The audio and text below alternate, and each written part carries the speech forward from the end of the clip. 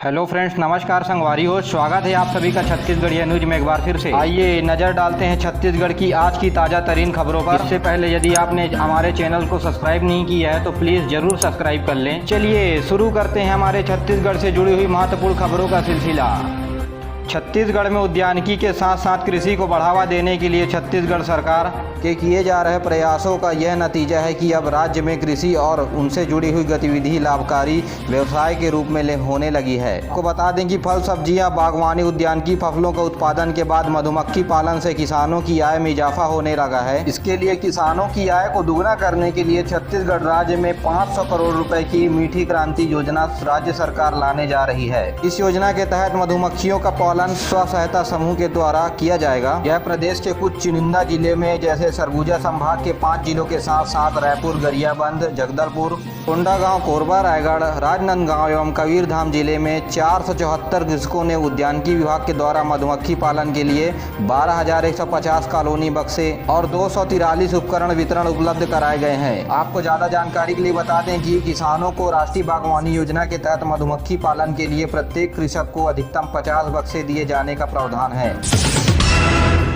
छत्तीसगढ़ के स्कूल शिक्षा मंत्री डॉक्टर प्रेमसाय टेकाम ने अपने निवास कार्यालय में अनुकंपा नियुक्ति से नियुक्त सहायक ग्रेड 3 के कर्मचारियों को नियुक्ति पत्र प्रदान किया। उन्होंने नए नियुक्त किए गए सभी जिले के सहायक शिक्षकों को शुभकामनाएं दी और उन्हें अच्छे लगन के साथ कार्य करने को प्रेरित किया गया। आपको बता दें कि स्कूल शिक्षा विभाग द्वारा रायपुर जिले में केवल 50 नए लोगों को कंपन नियुक्ति दिया गया और यही नहीं, पूरे प्रदेश में 700 लोगों की अनुकंपा नियुक्ति प्रदान की गई। वहीं छत्तीसगढ़ में 940 सरकारी कर्मचारियों की संक्रमण से जान गई है। इनके सर्टिफिकेट में नहीं लिखा हुआ है कि कोरोना से इनकी मौत हुई है, जिसके चलते अनुकंपा नियुक्ति में अड़चन आते हुए 940 में से 700 लोगों की अनुकंपा नियुक्ति कर दी गई। बाकी 250 लोगों की अभी डेथ सर्टिफिकेट नहीं मिल पाने के कारण अनुकंपा नियुक्ति रुकी हुई है। इन 250 में से कुछ शिक्षा, स्वास्थ्य और पुलिस विभाग के कर्मचारी शामिल हैं।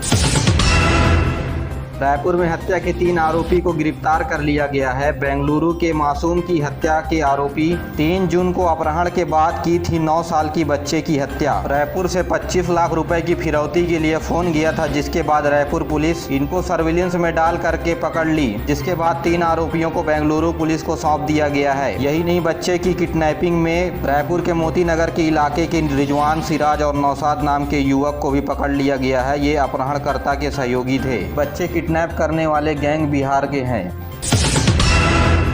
गुर्जर संभाग में कोरोना महामारी के आंकड़े कम नहीं हो रहे हैं, जिसके बाद जसपुर जिले में 5वीं बार लॉकडाउन बढ़ा दिया गया है। जी हां, यह लॉकडाउन 15 जून की सुबह 6 बजे से जारी रहेगी और जारी करते हुए आदेश में कलेक्टर ने यह भी कहा है कि आज से सिनेमा हॉल और जिम, स्विमिंग पूल को खोलने के लिए पूरी तरह अनुमति दे दी गई है। वहीं संडे को जिले में टोटल लॉकडाउन रहेगा। संडे को 4 कोरोना मरीज की मौत हुई है संक्रमण से।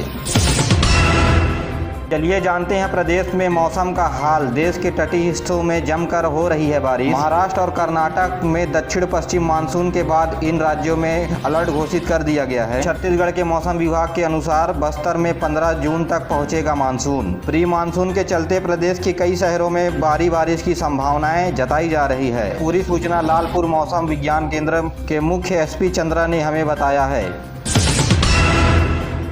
छत्तीसगढ़ में मुख्यमंत्री वृक्षारोपण प्रोत्साहन योजना का बीते शाम औपचारिक रूप से शुभारंभ किया गया है। और यही नहीं, दुर्ग में बनने वाले जैव विविधता पार्क का भी शुभारंभ किया। दुर्ग जिला पर्यावरण संरक्षण में लगातार आगे बढ़ते जा रहा है। दुर्ग जिले में वन विभाग की सहायता से नए मानव निर्मित जंगल बनाए जा रहे हैं। पाटन ब्लॉक के कोंडा गाँव में भी वन विभाग ने 82 लाख रुपए की लागत से 22 एकड़ में जैव विविधता पार्क बना रहा है। इस पार्क में 100 से ज्यादा प्रकार के पौधे लगाए जा रहे हैं, जिससे आने वाली पीढ़ी को प्रकृति के करीब लाया जा सके। इस पार्क में वृक्षारोपण के लिए छत्तीसगढ़ में पहली बार मियावा की पद्धति का उपयोग किया जा रहा है। साथ ही वृक्षारोपण के 6 महीने के बाद यहाँ लोग आ जा सकेंगे। प्रदेश के मुखिया भूपेश बघेल के द्वारा चलित रेडियो वार्ता लोकवाणी की 18वीं कड़ी का प्रसारण 13 जून रविवार को होगा। इस बार मुख्यमंत्री लोकवाणी में राजीव गांधी किसान न्याय योजना के तहत विस्तार से प्रदेश वासियों के किसान से बात करेंगे। प्रसारण छत्तीसगढ़ के आकाशवाणी केंद्रों में सभी रेडियो FM के द्वारा संचालित की जाएगी।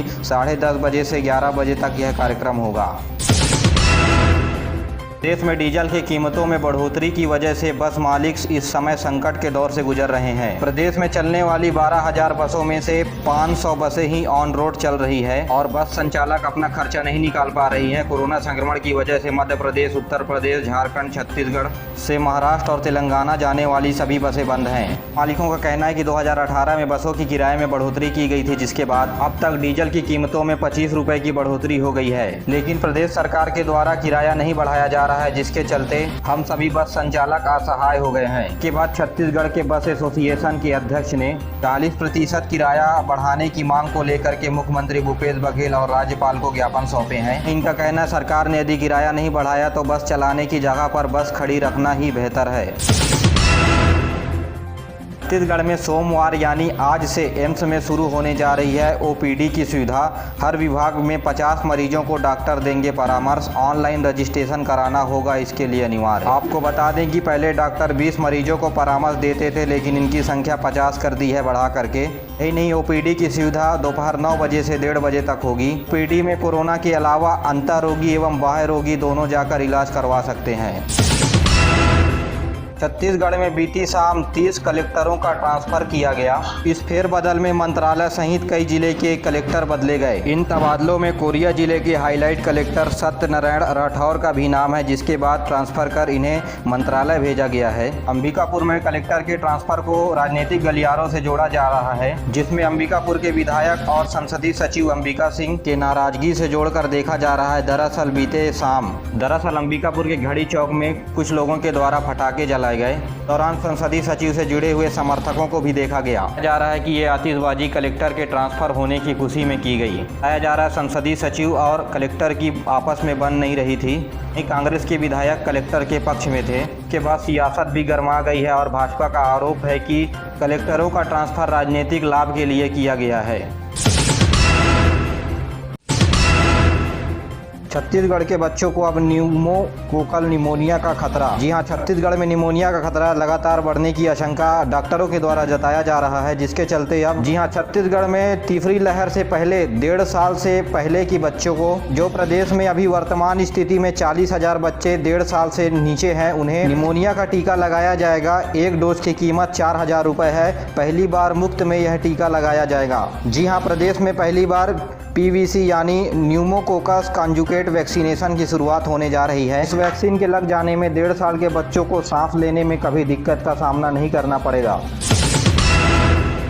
कवर्धा से बड़ी खबर, नाबालिग को झांसे में लेकर के दुष्कर्म करने की वारदात को अंजाम दिया गया। शादी का झांसा देकर के इस वारदात को अंजाम दिया गया है। परिजनों की शिकायत के बाद आरोपी को गिरफ्तार कर लिया गया है। कवर्धा की सिटी कोतवाली पुलिस इस मामले की पूरी जाँच कर रही है।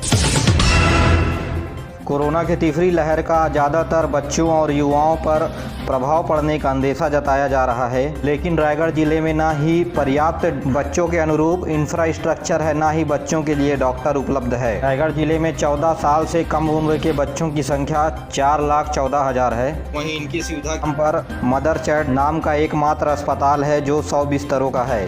जिले में बच्चों को देखरेख करने के लिए NICU एक भी नहीं है। ऐसे में प्रदेश सरकार की तीसरी लहर की जाने वाली तैयारियों पर सवाल उठता है। वीडियो पसंद आया तो वीडियो को लाइक करें, चैनल को सब्सक्राइब करना ना भूलें और अपने दोस्तों के साथ जरूर शेयर करिए। दीजिए मुझे इजाज़त, मिलते हैं अगले वीडियो में। तब तक के लिए जय हिंद, जय छत्तीसगढ़। और हाँ, घर में रहें